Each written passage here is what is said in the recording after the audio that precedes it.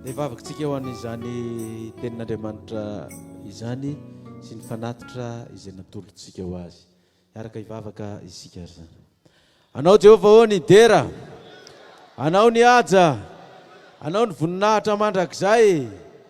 Isaorana Tompo ny anaranao noho ny fitahina sy ny fanambinana izay nomenao anay. Mbola nahafahanay nitondra ny fanatitra. Araka ny baikonao manao hoe aoka tsy misy izy eo fanatreko tsy mitondra fanatitra ianareo. Vaoka samy mitondra araka izay zakany avy sy araka ny fanambinana sy ny fitahina izay nomen'Andriamanitra azy. Dia nitondra izany tokoa izay Tompo, araka ny bitsiky ny fanahy masina taty aminay satria notahinao sy nambinao izahay. Satria dia fantatray tokoa fa fahotana ozonao anay raha nambinina sy nitahinao izahay. Nefa dia mandainga eo anatrehanao ka tsy marina ny natolotray na tsy nitondra izahay nefa dia miseho eto anatrehanao. Ianao no mahita ny ao am-ponay, ianao no nahita an'izay natolotray, fa tsy misy zavatra miafiny eo anatrehanao araka ny vaky tenin'ny soratra masina izay natao teo. Tondrambavaka izay eo nivoakanao izay tsy mba nanaka tolotra satria raha tsy nitahinao koa moa izay Tompo, inona no entinay miseho anatrehanao ka hitondranay fanatitra ho anao. Nefa na izany aza dia mbola afaka mitondra ny tenanay izay ny vantanay no atolotray fanatitra ho anao, na dia tsy mendrika ary izay.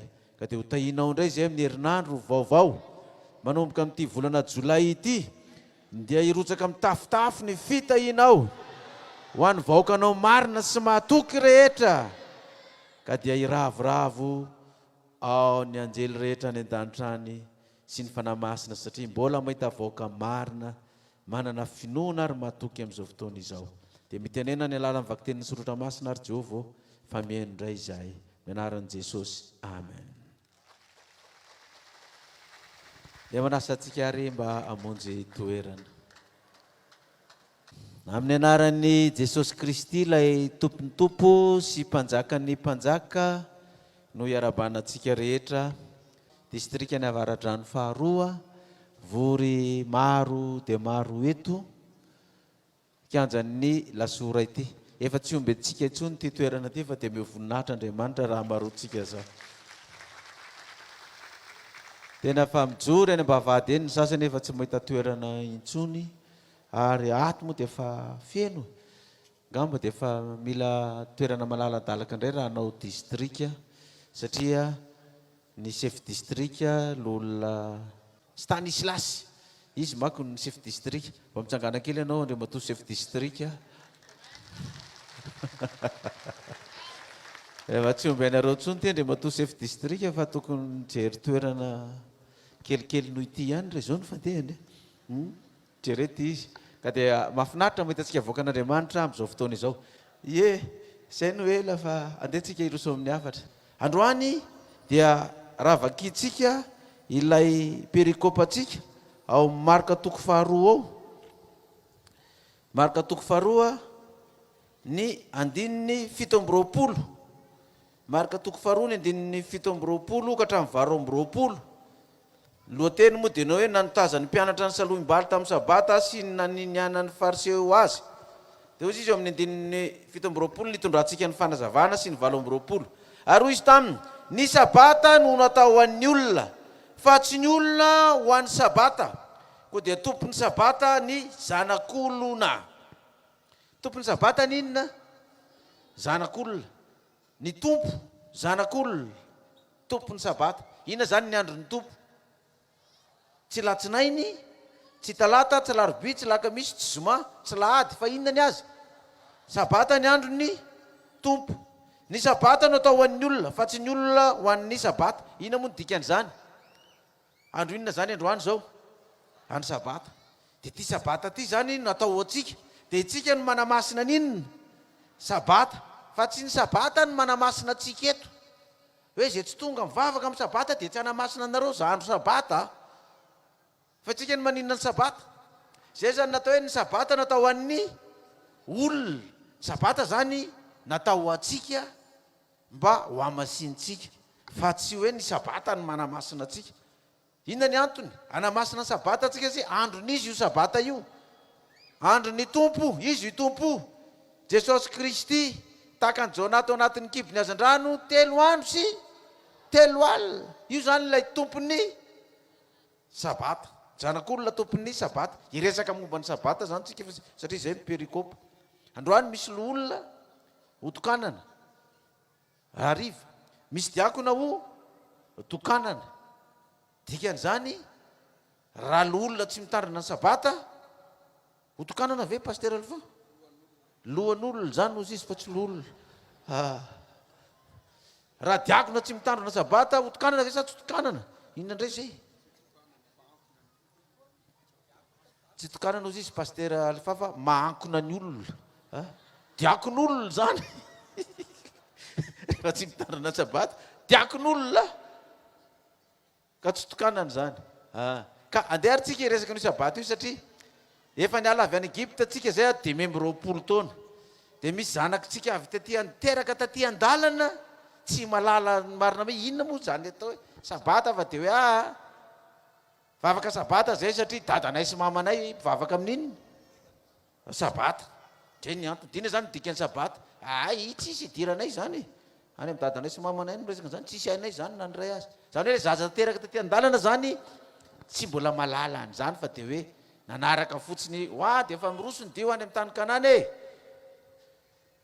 fa dadanay sy mamanay no mitondra anay tsy hainay ny sabata ka andeha ary tsika resaka ny sabata inona atao hoe sabata toritentsika koa moa mandeha amin'ny radio mandeha amin'ny tele fa misy olona be da be ny mianoantsika izy tsy mivavaka sabata fa mety mivavaka lahady de miteraka ady hevitra be mihitsy io ao amin'ny tokantrano na ao amin'ny mpivady aza na eo amin'ny fianakaviana na eo amin'ny firenena satria misy antokon'olona ho tokantrano mivavaka sabata sasa mivavaka lahady de miady le olona ho tokantrano ao misy mpivady ndray mivavaka lahady ndray mivavaka sabata de sahirana izy mivady amin'ilay zanany rehefa hivavaka ndrangamana hoe tsy maintsy hoentina mivavaka aminay ty amin'ny alahady raha matomana hoe za ndray zanako zany teraka niova ngaty ohatra any aminay sabata io mivavaka de ady raikitra ny ady ao tokantrano ao satria misy tsy mazava ndray mivavaka lahady ndray mivavaka inona sabata de hoy ny sasany hoe io nge tsy nataony gasy fa hoany zanak'Israely ka andeo ro jerevantsika hoe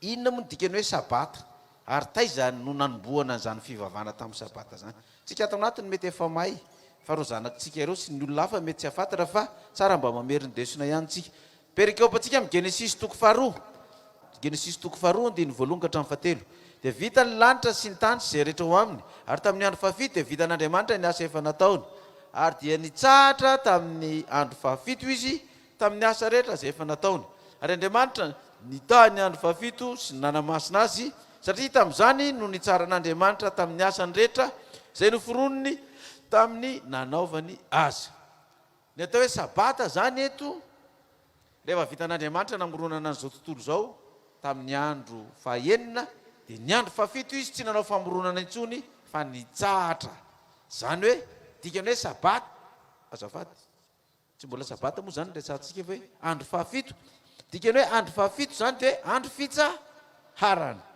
de ao amin'ny baiboly tamin'ny voalohany ny herinandro ny anarana ny antsona azy de hoe andro voalohany andro faharoa andro fahatelo andro fahaefatra andro fahadimy andro fahaenina andro fahafito zay ny fiantsoana amin'ny herinandro ohatra hoe amin'ny andro fahatelo tsika manao fotoana ery ambodiny sotry hijery blouson manga fa izy tsy manao hoe lahady latsinainy talata izy tsy manao amin'ny talata tsika ny ambodiny sotry satria tsena ny sotry hijery blouson manga fa ny azy tonga de amin'ny andro fahatelo tsika any sotry amin'ny andro zoma tsika eny analakely satria tsena ny andro zoma andro fahaenina ny ilazany azy fisy tsy miteny hoe zoma fa rehefa avy eo rehefa samy nanana ny fiteniny daholo ny olombelona rehetrarehetra tateorinan'ny tilikambony babela dia samy nanonona n'ilay andro amin'ny fiteniny sasany hoe ny andro voalohany ny anay gasy ny andro voalohany ataona hoe lahady ny andro faharoa tonononay gasy hoe alatsinainy de ny ety ampovoantany hoe manao hoe alatsinainy fa ny any avaratra manao hoe tinainy de hoan'ny sasany indray hoe tsinainy samy manana ny anonany azy zany fa andro inona daholo io alatsy nainy ny frantsay ny lahady nataony hoe dimanche fa ny anglisy tsy nataony hoe dimanche fa nataony inona ny azy Sunday dia samy manana anonany azy fa na dimanche na Sunday na latsinainy na tinainy na tsinainy andro iny zay baiboly andro voalohany zay donc ny azafady ny latsinainy andro faharoa fa ny alahady dia natao hoe andro inona andro voalohany dia manaiky daholy na katolika na protestant fa ny alahady natao hoe andro inona andro voalohany na mivavaka sabotsy na mivavaka lahady dia manaiky hoe lahady ny andro voalohany dia lahady zany ny andro voalohany dia mifarana andro fahafito dia sabotsy ny andro fahafito fa io andro fahafito izy no nitsahatra voalohany tamin'io tsy Adama sy Eva fa izy Andriamanitra no nitsahatra voalohany tamin'io andro fahafito dia rehefa ny amaro amin'izay ny vahoaka nanompan'Andriamanitra ny zanak'Israely ny ainga avy any Egypte any amin'ny tany Kanana dia nomen'Andriamanitra ny didy 10 ny zanak'Israely ary tafiditra tao anatin'ny didy 10 io andro sabata fitsaharana io nataony lalàna Exodosy 20 ny andininy 9 ka hatramin'ny 17 no miresaka ny didy 10 Exodosy 20 ny andininy 9 ka hatramin'ny 17 ny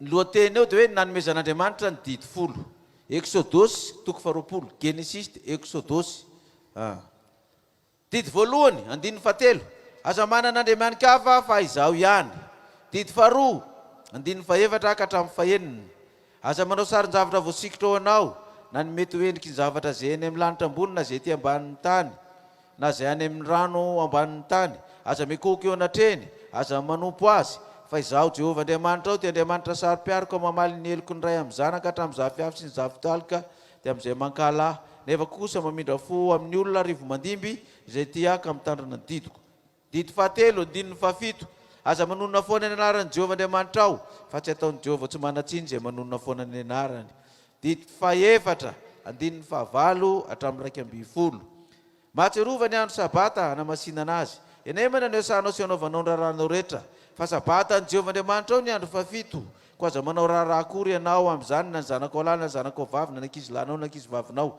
na ny biby fiopinao na ny vahininao zay tafiditra eo mba-havadinao fa enemana anaovan'i Jehovah ny lanitra sy ny tany sy ny ranomasina mba an'izay rehetra ao aminy dia nitsahatra izy tamin'ny andro 7 izany no nitahiany Jehovah ny andro sabata sy nanamasinany azy ao amin'ny didy 10 zany dia nataony ampovoany mihitsy io hoe andro 7 andro sabata io iza ny manamasina azy Jehovah zany nitahiny sy ny nanamasinany azy misy le olona zay le mpandeha zay ny fanditra tamiko efa tany amin'ny taona 1997 tany hoany angamba izy io mbola voheritaona ny apokalypsy dia izy vavaka amin'ny fiangonana zandriny dia ny fanditra tamin'io resaka sabata io dia izy mantsy ana hoe mpanompo sampy rangaty zany manamasinandro zany manamasinandro hoe talata gorobaka larobitsy miverina talata tsy mamoaka vola talata tsy mpanompo samy zany mpanompo samy zany ozy izy dia izy mantsy anazy hay dia ahoana ho azo zany ty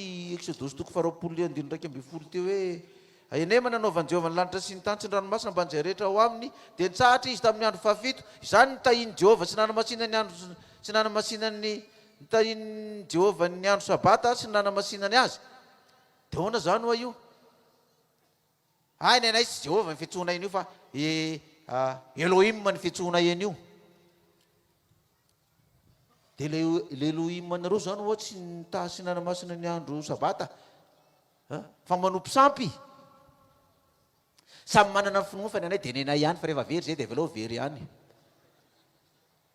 dia zay zany dia vita ny adevitra okinona tsy moa ny famalina zany mahatsiarova ny andro sabata anamasinana azy enemana atsanao sy anaovana raharaha fa sabata Jehovah Andriamanitra eo ny andro 7 koa aza manao raharaha akory ianao na janakao na janakao vavy na ankizy lahinao ny biby fiopinao zany hoe ny omby sarety ny sovaly ny rameva ny vahiny tafiditra ao aminao enemana anaovan'i Jehovah ny lanitra sy ny tany sy ny ranomasina mba an'izay rehetra ao aminy dia nitsahatra izy tamin'ny andro 7 izany nitahiny Jehovah ny andro sabata sy nanamasinany azy donc sabata zany égale andro 7 égale andro fitsaharana égale andro tsy fiasana mandritry ny andro enina ianao zay dia miasa manomboka lahady ianao zany dia afaka miasa lahady latsinainy talata larobia lakamisy zoma tonga ny andro fafito sabata dia maninona ianao dia mitsahatra ianao zany. Raha mpitondra taksi be ianao zany dia mitsahatra.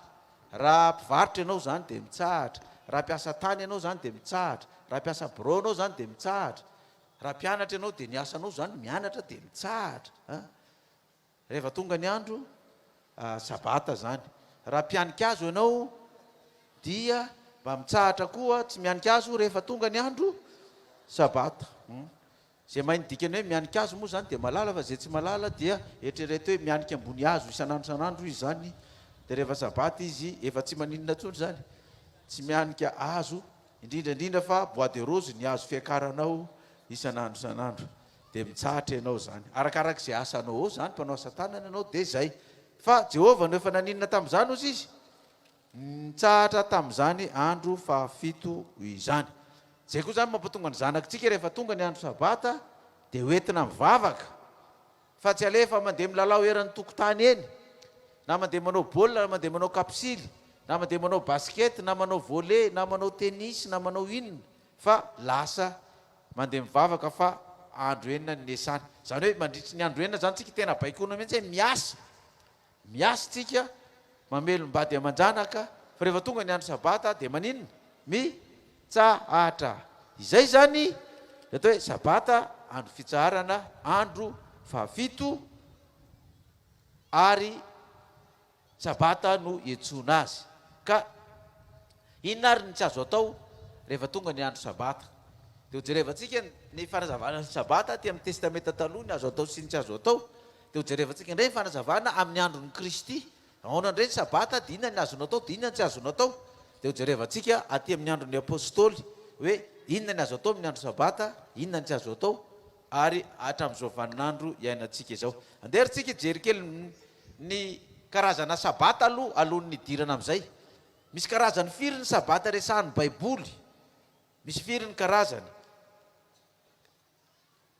Nefa ny melohan'izay hojerevantsika hoe manomboka roviana ka hatramin'ny roviana ny fitandremana ny andro sabata aloha ary zany. Aloha jerevana vetivety zay hoe manomboka roviana, ny antsika zao ny kalandrena ny orantsika olombelona manomboka amin'ny 12 alina vao mivadika ny andro. Fa ny amin'ny baiboly tsy zany tsy hoe amin'ny 12 alina vao mivadika ny andro, tsy hoe zoma amin'ny 12 alina dia manomboka ny sabata dia tapitra sabotsy amin'ny 12 alina. Foana ny ilazany azy Levitikosy 7:20, ny andinin'ny 2:30. Ao na ny fomba fitandremana ny andro fitsaharana, satria misy sabata andro fitsaharana maromaro karazana ato amin'ny baiboly dia ao na ny fomba hitandremana azy. Levitikosy 7:20, ny andinin'ny 2:30. Levitikosy 7:20, andininy 2:30. Genesis, Exodus, Levitikosy. Levitikosy 7:20, andininy 2:30. Ao na ny voasoratra ao. Misy lohateny ao manao hoe ny amin'ny fanamasinana fotoam-pivavahana voatendry ny sabata. Dia misy karazana sabata moa zany resahany ao fa tsy velabelarantsika iny finy fa famazava fa ilay fanomboana ny andro hitandremana azy. Andininy 2:30. Ary ho tena andro fitsarana ho anareo izany, ampahoriny tena anareo ianareo amin'ny andro fahasivy amin'ny volana rehefa ariva. Dia hatramin'ny ariva ka hatramin'ny ampitso ariva no hitandremanareo ny andro fitsaharanareo. Hatramin'ny ariva ka hatramin'ny ampitso ariva no hitandremanareo ny andro fitsaharanareo. Zany hoe ny andro fitsaharana zany dia manomboka zoma ariva maty masoandro hatramin'ny sabotsy ariva maty masoandro. Zay natao hoe manomboka ny andro fitsaharana. Zany hoe vao maty zany ny masoandro amin'ny zoma ariva dia manomboka ny andro sabata. Dia tapitra sabotsy ariva maty inona? Maty masoandro. Ohatra zany ny mpianatra zoma ariva izy zany dia efa tsy mandray kahie intsony. Ny mpivarotra zoma ariva izy dia efa idiny ny mangazainy vao maty ny masoandro. Ny mpanao taxi be sy ny mpanao taxi, mpanao transport rehetrarehetra zoma ariva dia efa maty ny masoandro, mijanona ny fiarakodia, fa manomboka sabotsy ariva indray vao maty ny masoandro, azo voaina ny mangazay, azo afaka miasa ny taxi be sy ny taxi sy ny taxi moto sy ny taxi bisikileta sy ny taxi baramba rehetrarehetra, satria efa maty ny masoandro. Ny mpianatra efa afaka mandray lesona indray, afaka manolo lesona. Zay zany ny fitandremana ny andro fitsarana, zoma ariva hatramin'ny sabata ariva izany. Dia manaraka an'izay misy karazany firy ary ny sabata. Ny voalohany zany de sabata andro fa afito, fa ity koa misy karazana sabata anankiray koa am'le Levitikos toko fa 5:20. Exodus toko fa 7:20, 5:20 ny andininy voalohany ka hatramin'ny 9 izany. Ny ilazana azy hoe ny amin'ny taona sabata sy ny jobili manko e. Ny amin'ny taona sabata sy ny jobili zany. Andiny voalohany ka hatramin'ny 9. Ary Jehova niteny tamin'ny Mosesy teo an-tendrombohitra Sinay ka nanao hoe mitanena amin'ny zanak'Israely hoe rehefa tonga any amin'ny tany zay omeko anareo ianareo, aoka isy fitsarana ho an'ny tany dia sabata ho an'ny Jehova. Eny taona no mahafazanao ny taninao, eny taona no manambaranao ny sahanao sy anangonanao ny vokatrao. Fa ny taona fafito kosa dia tena fitsarana ho an'ny tany dia sabata ho an'ny Jehova. Zany hoe sabata inona indray zany niantsonana io? Sabata taona. Io zany tsy sabata andro fa sabata taona. Any amin'ny taona fafito. Aza mafy amin'ny taninao ianao, aza mamboatra ny sahanao, aza mijinja zay maniry ho azy. Avy tamin'ny voa na hintsana tamin'ny fararano lasa, ary zay mioty voaloboka avy tamin'izay tsy namboarinao. Fa ao ka ho taona fitsarana ho anao ho an'ny tany izany. Ary zay maniry ho azy amin'ny sabata ny tany no hoaninao sy ny ankizy lanao sy ny ankizy vavinao sy ny pikarama sy ny vahiny aminao sy ny biby fiopy ary ny biby dizy eo amin'ny taninao, zay vokatra rehetra eo no hoaninao. 9. Ary manisa sabata taona 7 ho anao dia 7 taona impito. Sabata taona impito. Zany hoe ny sabata zany dia tsy andro fa 7 ihany, fa misy sabata inona koa? Sabata isaky ny 7 taona, fa sabata taona indray io. Dia tonga hatrany amin'ny sabata 70 taona koa zany izy io, zay vao tonga any amin'ny jobily zany. Sabata 7 amin'ny taona 7 dia ny 50 taona jobily zany. Za moa fa nankalaza ny 50 taonako dia efa navita ny jobily aho zany. Ny apokalipsy zany afaka 420 taona vao ankalaza ny taona jobily. Inona koa ny sabata afaka ohatran ny sabata taona? Karazana sabata zany no resantsika. Andehantsika kare amin'ny Jaona toko fa 7:20. Ao izy moramora kokoa ny manazavana sady akaikikaiky. Jaona toko fa 7:20. Jaona toko fa 7:20. Jaona toko fa 7:20 andininy 4:20 ka hatramin'ny 9:20. Lohateny eo dia hoe nanomboana Jesosy tamin'ny hazo fijaliana. Rehefa andeha izay nanao conférence dia nisy tovolahy nasaina namaky teny an'io Jaona toko fa 7:20 andininy 4:20 dia nasaina ny vakiny aloha ny lohateny, izay izy vao amaky ny andininy 4:20. Dia zao no namakin'ilay tovolahin'ilay lohateny amin'ny toko fa 7:20, ozy izy namakiny azy. Zao ny lohateny ato an'izay tsy mana baiboly nanomboana Jesosy tamin'ny hazo fijaliana. Fa zao no namakiny ngaraina izy fa tsy dia nahita tsara ny masony. Ny nanamboarana an Jesosy tamin'ny hazo fijaliana. Zay no namakiny azy. Andininy 4:20. Ary andro fiomanana Paska ny andro tokony tamin'ny ora fahenina. Dia hoy izy tamin'ny jiosy, ino ny mpanjaka anareo? Fa niantso ireo hoe eto ombo amin'ny hazo fijaliana izy. Hoy Pilato taminy, omboka amin'ny hazo fijaliana ve ny mpanjaka anareo? Loha mpisorona namaly hoe zay tsy manana mpanjaka afa-tsy mpanao politika, Kaisara no anarany. Ary tamin'izany Pilato dia nanolotra azy taminy mba omboana amin'ny hazo fijaliana. Andro fiomanana amin'inona zany nanolorana Jesosy omboana amin'ny hazo fijaliana? Andininy 4:20 andro fiomanana amin'ny Paska. Ka io andro fiomanana amin'ny Paska io dia ahoana ny lazany azy? Ao amin'ny andininy 1:30. Jaona toko fa 7:20 andininy 1:30. Zao ny voasoratra ato. Ary satria andro fiomanana ny andro fiomanana amin'inona moa zany? Andro fiomanana Paska zay hoentina nanomboana amin'ny hazo fijaliana ny Kristy. Ary satria andro fiomanana ny andro dia nangataka tamin'ny Pilato ny jiosy mba ho tapana ny ranjon'ireo ary esorina ny faty mba tsy ho tratry ny andro sabata eo amin'ny hazo fijaliana, satria andro lehibe zany sabata izany. Andro fiomanana amin'inona? Paska. Ny apitsy ny andro fiomanana amin'ny Paska zany dia inona? Sabata lehibe. Sabata lehibe ny apitsy ny andro fiomanana. Nefa io apitsy andro inona? Andro fafito ve io sa andro Paska? Andro Paska. Zany hoe ny Paska koa zany dia antsoina hoe sabata, tsy andro fafito fa sabata inona? sabata, paska. Misy kalazany telo zany ny sabata atao amin'ny baiboly. Ny sabata voalohany, sabata andro fito. Ny sabata faharoa, sabata taona, isaky ny 7 taona, isaky ny 70 taona. Ary ny sabata fahatelo dia sabata inona, paska. Dia misy andro inona foana zany alohan'io, andro fiomanana. Io no tena nadisy olona rehetrarehetra amin'ity Jesosy tao anatin'ny kibon'ny tany 3 andro sy 3 alina ity. Afangaron'ny olona zany atao hoe fiomanana amin'ny andro sabata sy ny fiomanana amin'ny andro inona, paska.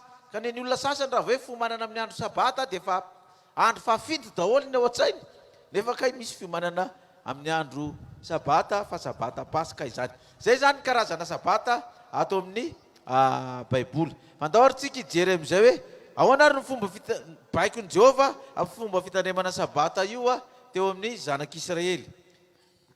Ahoana ny fomba sy ny didy nomeny Jehova ny zanak'Israely rehefa hitandrina ny sabata ary zareo. Inona ny zavatra tsy tokony ho ataony zany.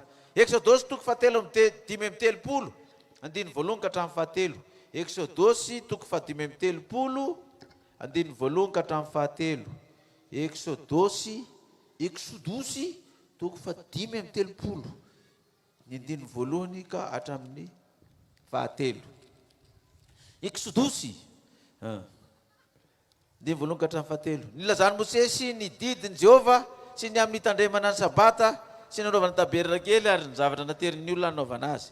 Andiny voalohany ka hatramin'ny 7. Ary Mosesy dia namory ny fiangonana dia ny zanak'Israely rehetra ka nanao taminy hoe zao ny teny nandidiny Jehova tao. Enemana no anaovanao raharaha fa ny andro fafito masina amin'ny Jehova. Dia tena andro fitsarana ho an'ny Jehova. Zay rehetra manao raharaha amin'izany dia atao maty. Aza mampirehitra afo amin'ny andro sabata any amin'izay rehetra itoeranareo. Zay zany tamin'ny andro zanak'Israely. Amin'ny sabata ny Jehova dia tsy mahazo mampirehitra inona, afo. Zany hoe vao maty masoandro zany zoma hariva hatramin'ny sabotsy hariva dia efa tsy mahazo mampirehitra inona intsony, afo izany. Sabata aniza hoe nisy niteny tamiko indray, ngatsika ho izy zanak'Israely nitandrina ny sabaty.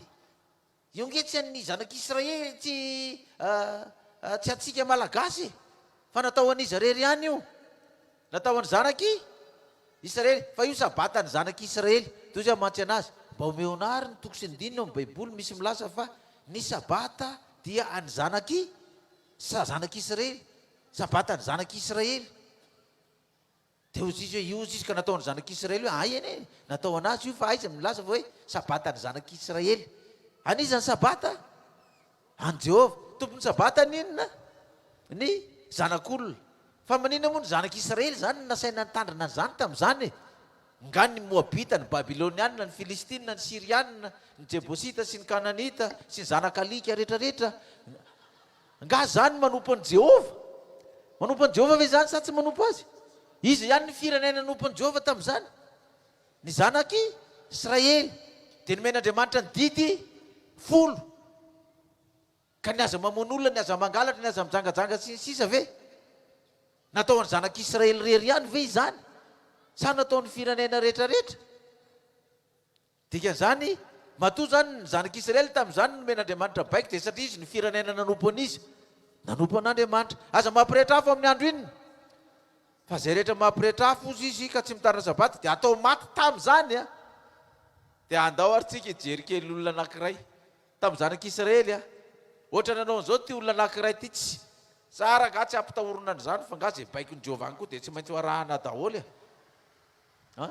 Fa zany dia andrehitra afo dia akakitay. Nomery toko 5:2-30. Exodosy, Levitikosy dia manaraka ny Levitikosy dia nomery toko 5:2 andininy 2:30 ka hatrany amin'ny 4:30. Efa mibaiko zany, efa nilazain'i Jehova tsy mahazo mandrehitra afo amin'ny andro inona, amin'ny andro sabata. Tsy miasa rehefa andro sabata. Iny nataon'ilay ranamana anankiray ity. Nomery toko 5:2 andininy 2:30 ka hatramin'ny 4:30. Ny nataon'ilay lehilahy nanangona kitay tamin'ny andro sabata. Zao ny voasorana andininy 2:30. Raha tany anefitra ny zanak'Israely dia nita lehilahy anankiray nanangona kitay azo tamin'ny andro sabata. Ary zay nahita azy nanangona kitay dia nitondra azy teo Mosesy sy Arona ary ny fiangonana rehetra. Dia nambenana raha lehilahy satria tsy mbola fantatra zay atao aminy. Ary hoy Jehovah tamin'ny Mosesy,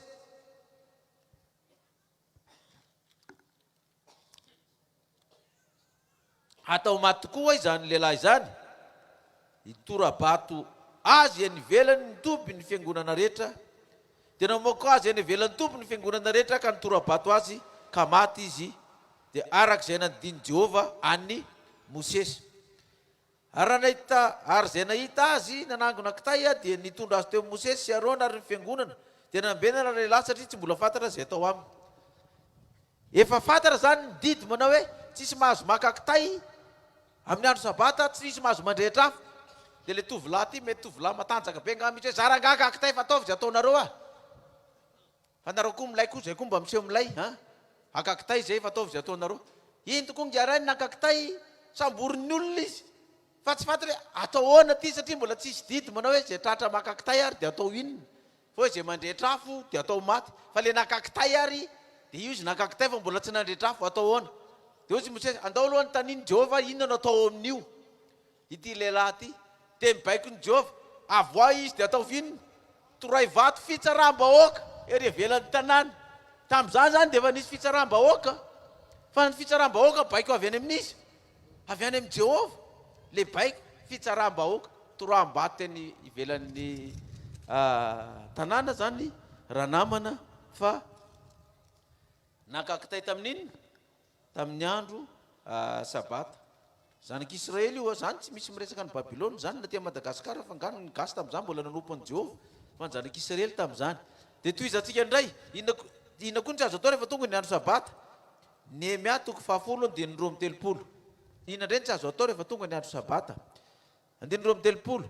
Ary tsy vidy zavatra amin'ny andro sabata na amin'izay andro masina raha misy entana na vary entin'ny tompon-tany amidy amin'ny andro sabata, ary tsy amboly zavatra amin'ny taona fahafito sady amoy izay trosa rehetra.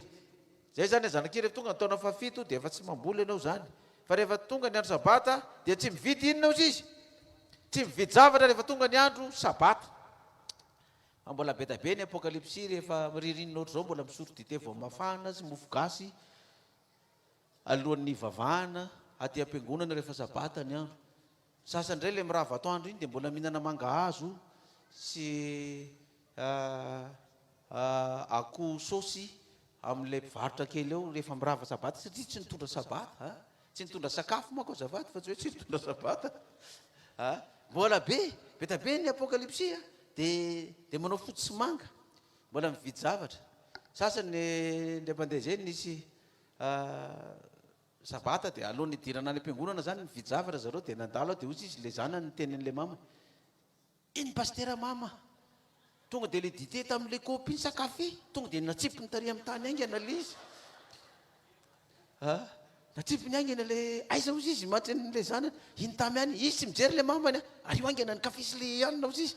So dia hitany eo dia voaverina izy dia napetrany le kopy dia mody mandeha izy tsy mijery, milamina tsara izy mandeha hoe tsisy naninona teo fa attention mon ami vidy zavatra amin'ny andro inona zany sabata dia tratra ohatran'le manao kavina tratra reny ihany sy le manao lokomena tonga dia efa fanaingana le lokomena vao fanena amin'ny rapasy. Sasa moa nao pataloha tonga dia takona naingana telo sy teoriana raha vao fanena amin'ny rapasy. Tsy manino zany fa mampatonga ny olona manao zany fantany le lalàna hoe tsy mahazo maninona, tsy azo maka kitay, tsy mahazo mividy zavatra amin'ny andro inona, amin'ny andro sabata. Dia rehefa mifanena aminao izy dia ohatran'ny manahirana ihany fa aloha mba afenina hoe ohatran'ny tsy hita. Tsy manina fa zay ny zanak'Israely zany. Jehovah miteny hoe tsy mahazo mandrehitra afo ny zanak'Israely mbola maka kitay ihany. Ty indray tsy mahazo mividy zavatra amin'ny andro sabata. Fa inona mbola nataony zanak'Israely? Nomero 7:20 5:20 ka hatramin'ny tsy manina 20. Nomero 7:20 5:20 ka hatramin'ny 20. Vakitsika amin'ny anaran'i Jesosy. Ary tamin'izany andro zany dia nahita ny sasany tany Joda fa nanososy fa mihazo amboloboka tamin'ny sabata sy napiditra amboara ary nampitondra entana sy boriky sady nitondra divay koa sy voaloboka sy aviavy ary entana samihafa rehetra zay nentina ho any Jerosalema tamin'ny andro sabata dia nananatra azy mafy aho tamin'ny andro ny varotany anina ary nisy olona avy tany Tiro nitoetra tao zay nitondra hazandrano sy varotra samihafa ka nivarotra tamin'ny taranaka Jota sy tany Jerosalema tamin'ny sabata satria ny hafa firenena zany dia mivarotra amin'ny andro inona varotra amin'ny andro sabata izy tsika izao raha nandeha taty misy mivarotra be tabe misokatra sa tsy misokatra izy satria izy tsy zanak'Israely izy tsy mivavaka amin'ny andro inona sabata dia mahazo mivarotra izy mahazo mividy izy fa ny zanak'Israely tsy mahazo an'izay ary tsy vitan'izany koa ny 5 dia hoe tamin'izany andro zany dia nahitana sasany tamin'ny Jota nanososy fa mihazo am-boaloboka tamin'ny sabata zany hoe tsy azo atao zany manososy fa mihazo am-boaloboka tsy azo atao ny mitoto vary tsy azo atao ny mijinja vary amin'ny andro sabata zany dia tsy azo atao koa ny mivarotra an'ireny dia hoentin'ny olona nefa ilay sakafo tao Jerosalema hamidy amin'ny jiosy dia aonozy izy 19 ary nisy olona avy tany Tiro nitoetra tao zay nitondra hazandrano sy varotra samihafa ka nivarotra hazandrano sy varotra samihafa ka nivarotra tamin'ny taranaka Jota sy tany Jerosalema tamin'ny sabata reo olona zany dia tamin'ny varotra mihitsy izy amidy amin'ny zanak'Israely nefa ny andro sabata dia nifandahatra tamin'ireo manakaja amin'ny Jota ka nanao taminy hoe inona zao zavatra tsy ataonareo zao no dia mandoto ny andro sabata ianareo tsy nanao toy izao va ny razanareo ka dia nahantra n'Andriamanitsika amintsika sy amin'ity tanàna ity izao loza rehetra izao fa ianareo zao dia efa mampitombo ny fahatezerana amin'ny rehetra izay miatra amin'ny Israely amin'ny andotoanareo ny sabata ny fandotona ny sabata zany dia natonga ny Jehovah nitondra loza tamin'ny zanak'Israely 19 ary raha vao malimaloko ny vavadin'ny Jerosalema talohan'ny sabata dia nasaiko no hidina ny vavady ka tsy navelako hovoahana mandrapatapitry ny sabata ary notendreko ny zatovy sasany hiambina teo am-bavady mba tsy hampidirina entana amin'ny andro sabata ka dia nandro teo ivelan'ny Jerosalema indray mandeha na indroany mpandranto sy ny mpivarotra zavatra samihafa dia nananatra azy mafy aka nanao taminy hoe nahoana ianareo no mandry eto anilany manda raha mbola manao izany indray ianareo dia hosamboriko satria Nehemia ty gouverner izy raha mbola manao izany ianareo dia samboriko ka hatramin'izay andro zay dia tsy tonga tamin'ny sabata intsony izy io dia misy zavatra tsikaritra kely rehefa manao batisy ary andrano tapahana ery tsika taloha dia efa fantatry le olona manodidina fa hoe hanao batisa ny zanak'Israely apokalipsy olona fotsiny eto andrano tapahana eto tonga dia sabata maraina zao dia efa mivelariny ny jus ny mofo gasy ny mofo sakay ny menakely ny koba ravina ny dité ny kafe fa vao vita batisa ny sasany le mangatsiaka tonga dia kafe sy mofo gasy no sotrony ery ananiny ery satria fatan'le firenena hafa zany fa sabata ny andro tonga dia avy izy tonga amin'ny tanàna tonga dia mivarotra izy dia avy tokoa ny zanak'Israely tonga dia mividy daholo ny zanak'Israely nefa fatany zanak'Israely fa tsy mahazo mividy zavatra amin'ny andro iny amin'ny sabata fa mbola tonga ihany ny zanak'Israely etsany reto zanak'Israely reto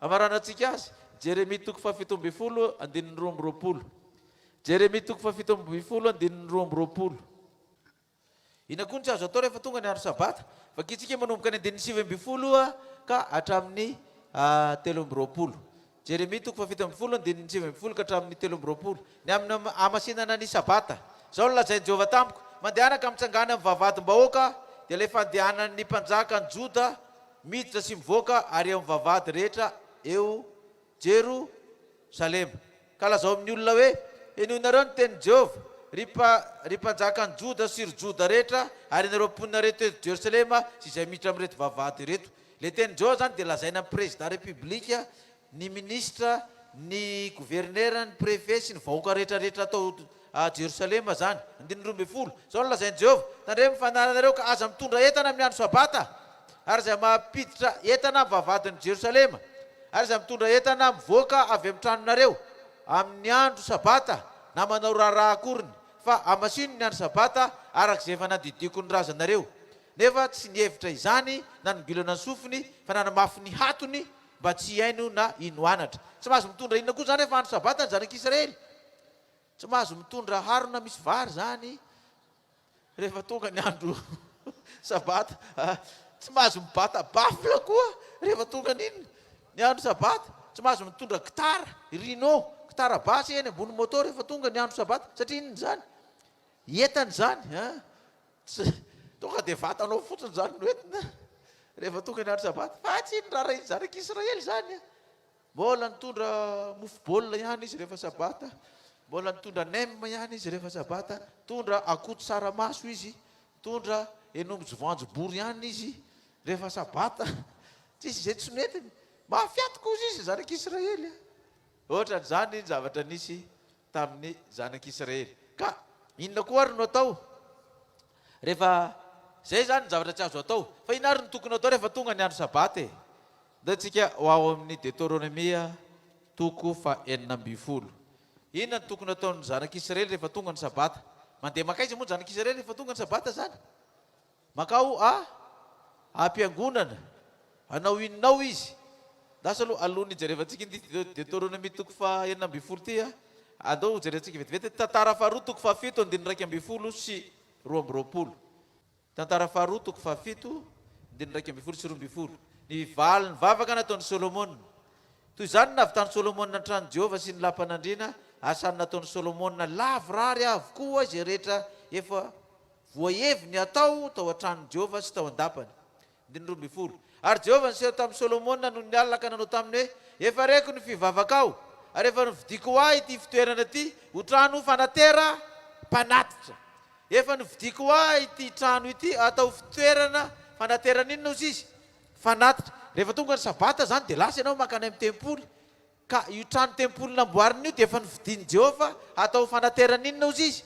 Fanatitra. Zay zany mampatonga ny zanak'Israely andeha hivavaka any am-piangona isa-sabata anatitra inona?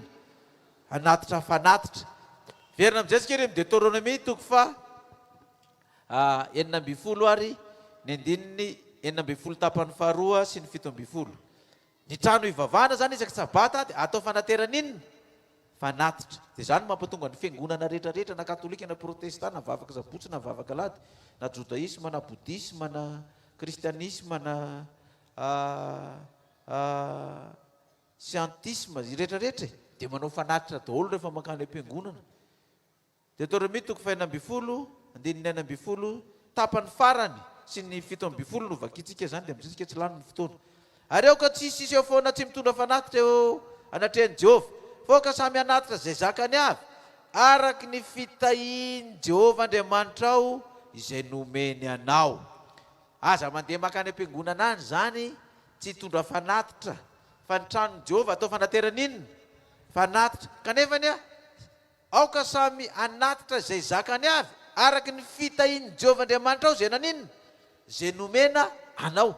Raha nitahina ianao zany de zay zakanao amin'ny fitahiana nomena anao no entinao. Rehefa tsy nitahina ianao zany de mitondra sa tsy mitondra? De efa tsy mitondra anao. Iza zany no ataonao fanatitra ao? Ny tenanao no entinao. Iny natao fanatitra. Fa raha mbola nitahina ianao ka tsy mitondra de miseho foana eo anatrehan'iza zany ianao? Eo anatrehan'ny Jehova. Salamo fa 9 andininy 7 ka hatramin'ny 7. Salamo fa 9 andininy 7 ka hatramin'ny 7. Salamo toko fa 9 andininy 7 ka hatramin'ny 7. Ry firenena manomezan'i Jehova, eny manomeza voninahitra sy hery ho an'i Jehova. Ahoana zany ny fomba fanomezana voninahitra an'i Jehova? Andininy 7 sy 7. Manomezan'i Jehova ny voninahitra ny anarany, mitondra fanatitra ka mankanesa eo akianjany, miekofa eo anatrehan'i Jehova amin'ny fiangona masina, mangovita eo anatrehany ry tany rehetra. Zany zany ny fanomezana voninahitra an'Andriamanitra, mitondra fanatitra rehefa makeo amin'ny kianjany de miekohaka eo anatrehany amin'ny fiangona masina. Zany mampatonga antsika miekohaka rehefa mivavaka amin'Andriamanitra rehefa sabata, fa tsy mijaridana fotsiny na mipetraka na mandoalika fotsiny, fa sady mandoalika antsika no maninona? Miekohaka. De ozy izy ny sasany hoe efa nivadika silamo mihitsy reo apokalypsy reo mitapy reo. Ka mitondra fanatitra makanesa eo anatrehan'i Jehova. Mitondra fanatitra zany hoe makany am-piangonana ianao zany de mitondra fanatitra. De ny fanatitra misy karazany be da be, misy hoe voaloam-bokatra, misy masomboly, hoentina atao fanatitra daholo zany tamin'ny andron'ny zanak'Israely. andehatsika fa miazakazaka be ny fotoana ngamba mazava zany zay hoe misy karazana sabata zao ny tokony atao amin'ny sabata zao ny tsy tokony atao inona atao amin'ny sabata makaka ny am-piangonana dia manatondra fanatitra sy mekoaka eo anatrehan'Andriamanitra. Andeha ary tsika hijery tamin'ny andron'ny Kristy amin'izay ahoana ary taty amin'ny andron'ny Kristy fa zay izy tamin'ny andron'ny zanak'Israely zay ny tokony atao amin'ny sabata zay ny tsy tokony atao amin'ny sabata dia ahoana indray ty amin'ny andron'ny Kristy. Raha le perikôpa antsika atao dia le marka toko faharoa ny andininy 13 ka hatramin'ny 20 fa andao jerevantsika verset synoptika mitovitovy amin'io ao matotoko faharoa amby folo tovy ihany io fa misy zavatra azo akatsika lesona kely fomba fitandremana sabata tamin'ny andro ny Kristy zany. Iza moa ny tompon'ny sabata? Zanak'olona izy zanak'olona io koa Jehova zany tompon'ny sabata, Jehova sy Kristy iray ihany izy, Kristy koa zany tompon'ny sabata. Matotoko faharoa amby folo andiny voalohany ka hatramin'ny fahavalo nantoaja ny mpianatra salohim-bary tamin'ny sabata sy ny anianan'ny fariseo azy. Ary tamin'izany andro zany Jesosy dia namaky ny tanimbary tamin'ny sabata ary nona ny mpianany ka nanoto ny salohim-bary ka dia nihinana fa noho nahita zany ny fariseo toy izy taminy indro ny mpianatra ao manao zay tsy mety atao amin'ny andro sabata. Fatany reto fariseo reto zany fa tamin'ny andro Nehemia dia tsy mahazo manoto salohim-bary amin'ny andro inona amin'ny andro sabata fa miasa zany. Dia ny mpianatra nefa nanoto salohim-bary tamin'ny andro sabata eo mason'ny Kristy io dia raikitra ny ady-hevitra. Andiny fahatelo ary hoy izy taminy tsy mbola nivakinareo va ny teny milaza zay natao ny Davida raha noana izy mbany zay nanaraka azy fa niditra tao amin'ny tranon'Andriamanitra izy ka nihinana mofo aseho zay madiso raha hanina na izay nanaraka azy fa afa-tsy ny mpisorona ihany. Ary tsy mbola nivakinareo va amin'ny lalàna fa ny mpisorona fa amin'ny sabata ny mpisorona ao amin'ny tempolo manota ny sabata nefa tsy manatsiny. Ary dia lazaiko aminareo fa misy lehibe noho ny tempolo ato. Iza ny lehibe noho ny tempolo eo zany? Kristy. Fa raha fantareo zay hevitry ny teny hoe fa mindrapony sirako sady fanatra latsa-drà dia tsy mba nanameloko any tsy manatsiny ianareo fa tompon'ny sabata ny zanak'olona. Ny mpianatra zany niaraka tamin'ny Kristy dia nanoto salohim-bary tamin'ny andro sabata. Io Jesosy io nefa ny tompony inona? Tompon'ny sabata. Navelany sa tsy navelany? Navelany nanoto salohim-bary ny mpianatra. Izy tompon'ny sabata hoe bon mahazo manoto nareo zany fanaony e fa tsy maninona zany fa zany tompon'ny sabata. Zany hoe afaka nandika ny sabata zany le mpianatra teo fa nahazo alalana tamin'le tompony inona? Tompon'ny sabata dia azo natao zany zay. Fa iza ihany manana fahefana amelan'ny mpianatra anoto amin'ny andro sabata zany anoto salohim-bary? Jesosy tompony inona? Jesosy ny tompon'ny sabata. Ianao ve manana fahefana hanao an'izany paster Alpha? Le olona président régional fa ngahanao ny sabata ko hanana fahefana ianao ndana nareo manitsakitsaka ny sabata e. Tsy manana fahefana an'izany na paster Moyola satria tsy tompon'ny sabata paster Moyola fa Jesosy tompon'ny sabata navelany mpianany. Ohatr'izao nge zany e. Rehefa mandeha tany Fianaratsoa io nisy frera namako zay frera izy a dia nivarotra voatabia izy tamin'izany teo an-tsena dia nanazy zany ny voatabia tena tsara be daholo le voatabia dia mazava ho azy tsara le voatabia lafolafo ny vidiny fa teo ankilany tao le mpivarotra voatabia ratsy misy lono sasany kritika kely fa mora dia manontany eo aminy dia zao ny vidiny dia manontany eto tsy le olona mividy amin'le mora ato nefa raha ny nalafo foana le mpivarotra voatabia mora fa ny azy tsisy mividy mihitsy sosotra izy ny farany. Inona nataony? Teo ohatra mandreraka misy angary efa tsisy mividy ny aloha tonga dia hitsakotsako any ny voatabia koa tonga dia nitsakatsahany amin'izay ny voatabia. Teo ozy izy le olona teo tsy maninona re voatabia tsara io no hitsakatsahanao ozy izy fa maninona raha namidina hoe mba omena ny mahantra ory zany ka anaty izy tiako anaovana azy ozy izy fa za koa tsy bekinao zay tiako anaovana azy e. Dia nitsakatsahany tao ny voatabia dia poto lasa izy nody tonga zany tranony izy dia ozy izy tao amin'ny tanàna lafo daholo angano voatabia eny ozy izy satria tsy nitondra voatabia ray nanody ay nandeha zany ny tsena nitsakatsahako daholo izy ozy izy fa hoana tsisy mpividika fa zao le olona manodidina tao ve manana droit nitsakitsaka ny voatabia iny raha olona hafa manitsakitsaka an'iny ataony ahoana tonga dia raisiny mivozona akanjo ka frera koa tamin'izay izy bokobokony zay izy tsy azonao hitsakitsahany iny anazy iny fa anazy izy manana fahefanany zay atao amin'iny ohatr'izay koa ty eto ty Kristy tompony inona sabata dia manana fahefany Kristy na nitsakitsaka ory ny mpianany na inona ho ataony eo fa ny hafa tsy manana fahefana amin'izay satria tompony inona izy dia ozy tompony sabata izy dia ozy ao izy Kristy hoe ny Davida nge nihinana mofo tao amin'ny tempolo nefa tsy azo hohaniny zany fa tsy voaheliko izy ny mpisorona amin'ny andro sabata vao tena miasa manota nefa tsy mananinona tsy manatsiny za zao sabata zao ina moa ny asako pastera ane ny asako e mpisorona na ry mampionona na ny loolona fa rehefa sabata izy maninona miasa izy sabata izy vao miasa mafy sady mifady anina manao batisa itokana loha olona itokana diakona itokana lohana olona itokana hotokotokana aneo daholo miasa izy zany manota izy zany satria miasa amin'ny andro sabata nefa tsy mananinona tsy manatsiny zany kory tsy midika hoe manao asa volamena ny pastera rehefa sabata dia efa maninona manasa volamena koa izy ny baiboly mpisorona manota amin'ny andro sabata fa tsy manatsiny ka tsisy hohaniny zay fa tsisy mandofa folo-karena ny olona tsisy mandofa nalitra dia miasa volamena zay ka tsy manatsiny zay asa ninona no ataony asa fanompona an'Andriamanitra tsy manatsiny ny anazy zao ny sabatako zao tena mbalahadiny any mba tena fitsaharana satria raha vao sabata mbola maninona foana miasa afaranareo ty amin'ny distrika ty amin'ny commune ty amin'ny fokotany miasa foana rehefa sabata dia malahady mba mitsahatra inona ataoko rehefa mitsahatra mandeha manjono mandeha mijery akanjo mangamanga eny amin'ny fripy blouson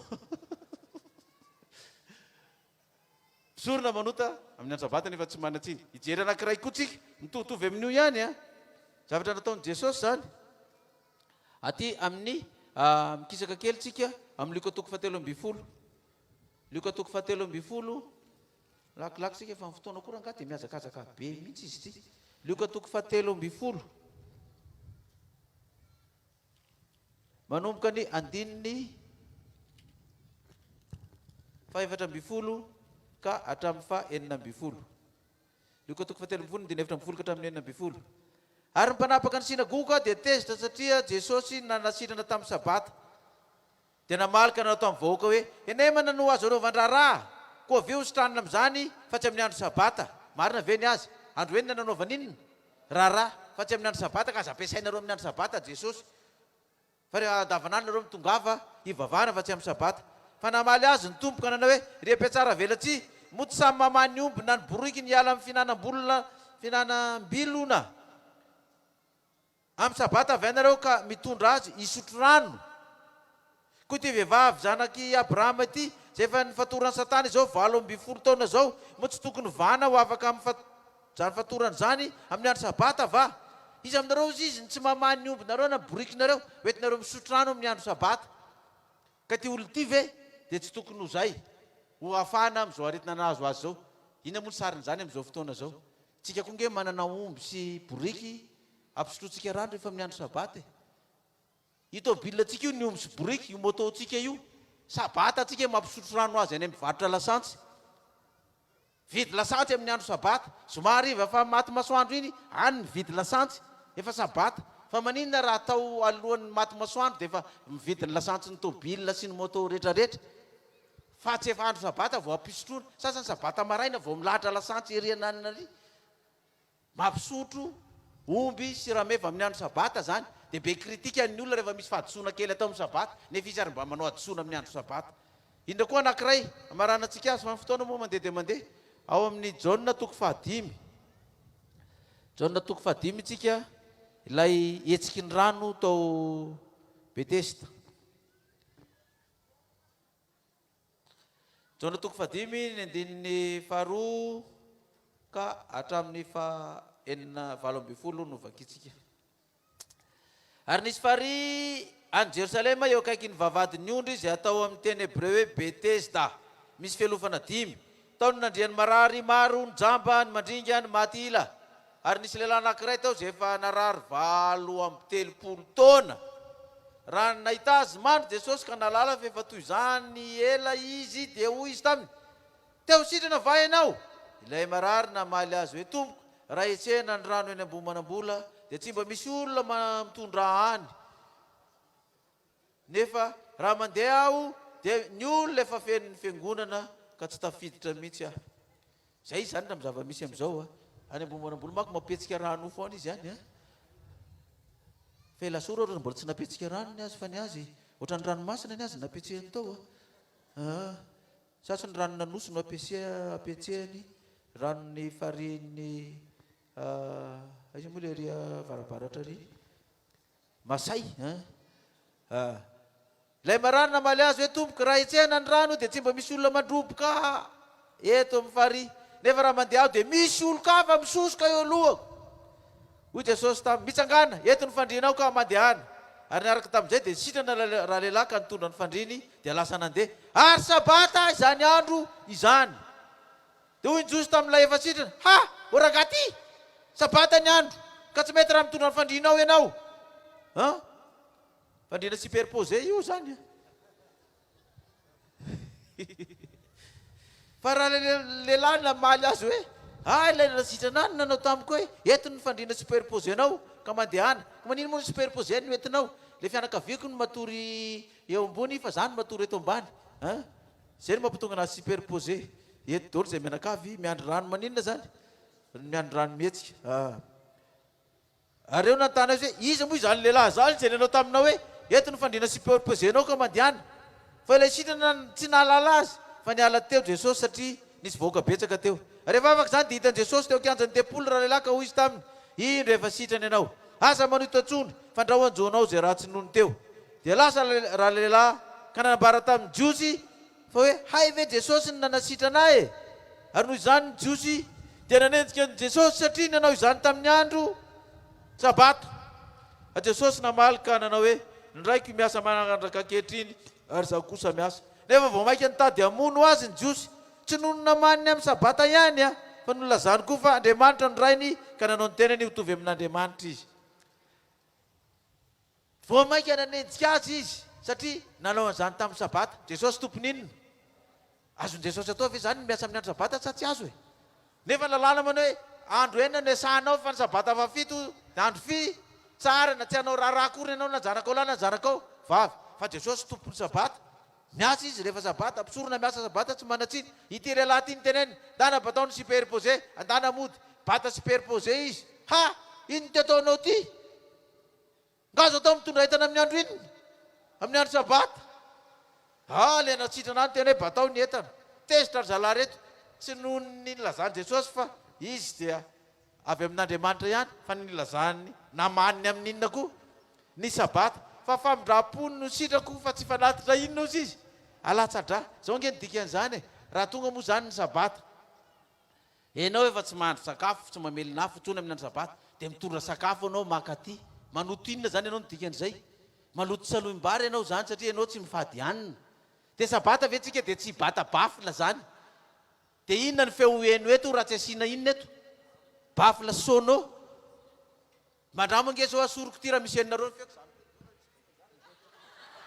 raha vao makeo ty dia mahinareo sa tsy maheno maheno daholo nareo dia isy teny hoe bata micro ianao amin'ny andro inona nefa tsy azo atao mitondra inona tsy azo atao mitondra entana zany hoe le fitandremana ny sabata zany tsy lasa le zioka ohatrany tamin'ny andro taloha ntsony rehefa tonga Jesosy tompony inona tokony sabata fa ny asa fanaonao mandritry ny herinandro kosa zany dia atao inona daholo ajanona fandehanao manompo an'Andriamanitra dia manaraka amin'ny fitsipika an'izany za mividy zavatra zany ve dia tsy ho vitanao zany amin'ny andro sabata ve mba tsy mividy sabata zany ve dia afaty fady anina ry atao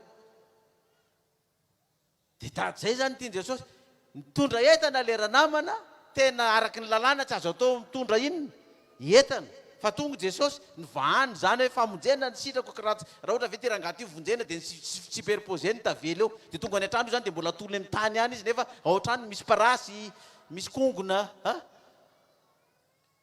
dia tsisy famindra-pona izy zany mba atao mody ihany ninona ozy izy fandrinanao mba atorianao rehefa any an-trano fa efa maninona ianao zao efa sitrana dia ozy izy ny fariseo izy mampitondra fandrinanao Jesosy nampitondra an'izany tsy avy amin'Andriamanitra zany lehilahy zany tsisy zany mampandika ny olona ny sabata amarana anazy ny conclusion rehefa mazava zay rehetrarehetra zay inona ary ny tenin'i Jesosy sao dia izany mety manakana ny olona tsy vavaka amin'ny andro sabata satria hoe zioka io ka tsy vita ary nataony zanak'Israely io le Hebreo ny amarana antsika azy fa lany ny fotoana mbola betabe ny tiako resahana kanefa ino moa ny azo atao fa tapotra ny fotoana Hebreo toko faefatra vakitsika ny andiny voalohany sy ny manaraka fa melony amakina ny andiny voalohany amin'ny hebre toko faefatra dia vakitsika le toko fahatelo andininy enina amby folo alohany toko faefatra ao hatramin'ny sivy amby folo. Fa izy moa no natezitra azy rehefa nandre tsy izy rehetra netiny Mosesy niala tany Egypta va dia ohatran'izany koa zany tsika. Fa izy moa matezitra an'Andriamanitra. Andriamanitra tsy ho tezitra amin'ny olona tsy mivavaka amin'ny andro sabata zany, amin'ny olona tsy mitondra fanatitra amin'ny andro sabata zany, fa ny zanak'Israely no matezitra azy. Izy no matezitra azy rehefa nandre tsy izy rehetra netiny voaka niala tany Egypta. Itsika koa zany tafiditra ao anatin'izany satria tsika nentina avy niala avy tany Egypta. Ary izy no natezitra azy efapolo taona tsy izay nanota vaka niapatrapatra tany anefitra ny fatiny. Tsika zay vao 2020 taona nandianana efa firy ny faty niapatrapatra na ranofo na ara-panahy maty ara-panahy daholo ny ankamaroany. Izy no nianianany fa tsy hiditra amin'ny fitsarany afa-tsy zay nanaiky ka dia hitatsika fa tsy nahazo niditra ireo noho ny tsy finoany, tsy nahazo niditra ireo no tsy finoany. Diny toko faefatra koa na dia mbola misy teny fikasana fa hiditra amin'ny fitsarana azy isika dia aoka tsika atahotra fa ndraba misy eo aminareo to tsy mahatratra izany. Fa tsika koa dia nitoriana filazantsara tahaka ireny ihany kanefa ny teny zay fa reny dia tsy nahasoa azy satria tsy niary finoana tao amin'izay nandre. Torina ny apokalipsy na tamin'ny radio na tamin'ny tele na tamin'ny conférence dia ireo olona reo tsy niditra satria tsy niary finoana zany. Fa tsika koa nitoriana ohatran'ireo fa tsika zany nandre dia nino dia niditra, fa ireo olona reo nandre fa tsy nino dia tsy niditra.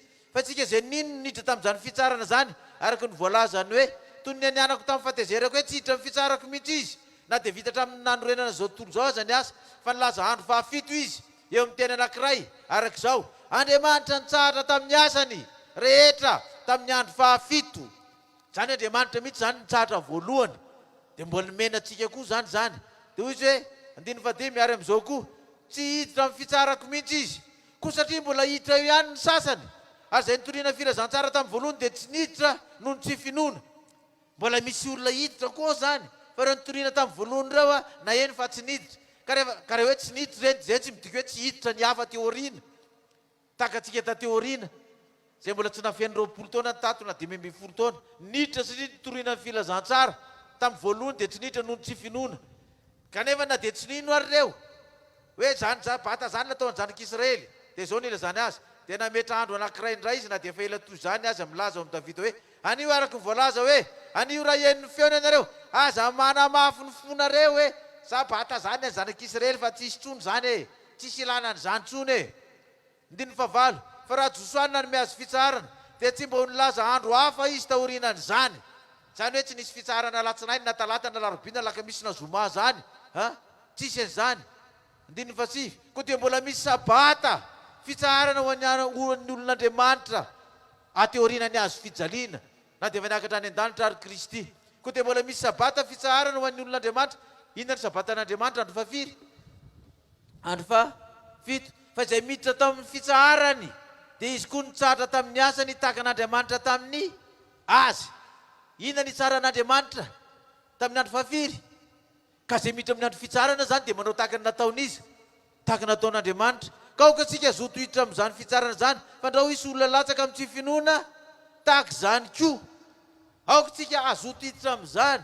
Fa Andriamanitra tsy nilaza andro hafatra amin'izay fa tahaka ny tsarany dia io koa na didina antsika zany. 12 fa velona sy mahery ny tenin'Andriamanitra ka maranitra noho ny sabatra roa lela ka manindro hatrany amin'ny fampisarana ny aina sy ny fanahy ary nitonona sy ny tsoka ka mahay mamantatra ny eritreritra ny fisainany fo ary tsy misy zavatra ary na inona inona zay tsy miseho anatreny fa ny zavatra rehetra dia mianjaanja ariariary eo masiny izay hiafarany natao tsika izany.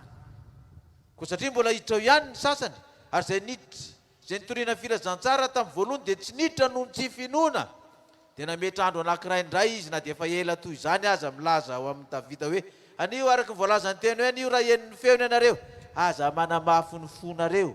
Fa raha Josoana no miazo fitsarana tsy mba nilaza andro hafa izy taorianan'izany. Tsy nilaza andro voalohany izy, andro faharoa, andro fahatelo, andro fahaefatra, andro fahadimy, andro fahaenina, andro fahafito ihany nilazainy. Koa dia mbola misy sabata fitsarana ho an'ny olona Andriamanitra, ho an'ny olona devoly ve ozy izy? Ho an'ny olona izy, tsy ho an'ny olona any Babilôna na ho an'ny Filistina na ho an'ny Gentilisy fa ho an'ny olona an'iza.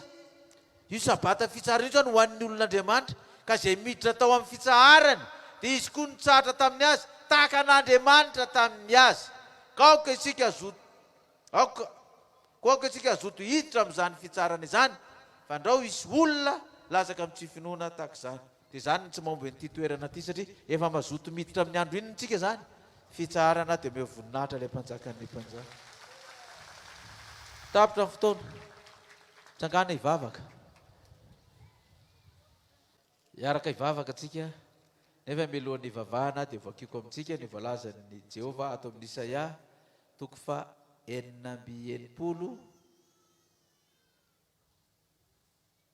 azafady Isaia toko fa 7:50 manko e Isaia toko fa 7:50 ny 13 ka hatramin'ny 14 hivavaka tsika sady izany soratra masina zany no anomboantsika mivavaka Jehova Andriamanitra ray ô hoy ny voalaza ny soratra masina ao amin'ny Isaia toko fa 7:50 ny 13 manao toy izao raha miaro ny tongotrareo amin'ny sabata ianao ka tsy manao izay tianao amin'ny androko masina ary manao ny sabata hoe fafinaretana ary no mamasin'ny Jehova hoe mendrika ho ajaina ka manome voninahitra azy ary tsy mandeha any amin'ny lalanao na manao izay tianao na miteniteny foana dia ravoravo amin'ny Jehova ianao amen dia sandratra amin'ny avoana amin'ny tany ianao tsy ho fanako amin'ny lovan'i Jakoba rainao fa ny vavan'i Jehova nefa miteny amen haleluya haleluya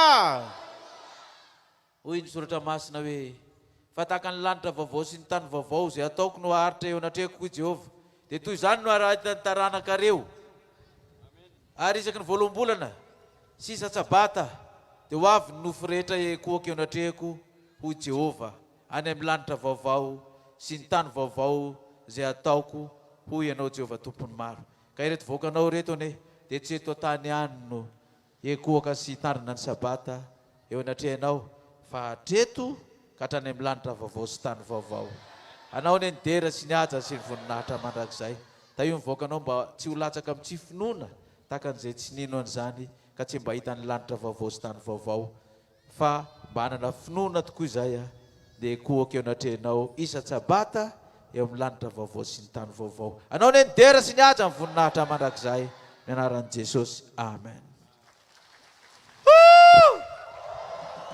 alasantsika ary mba hamontsy toerana dia hiditra amin'ny fandaharam-potoana manaraka indray tsika manao velomandray ny vahoakan'Andriamanitra rehetra izay manaraka amin'ny radio sy ny tele tapitra indray ny androany amin'ny heriny indray tsika mifankahita koa dia kokoa daholo antsika rehetrarehetra na eto Madagasikara na aty ampitan-dranomasina nanaraka ny toriteny tamin'ity andro androany ity bye bye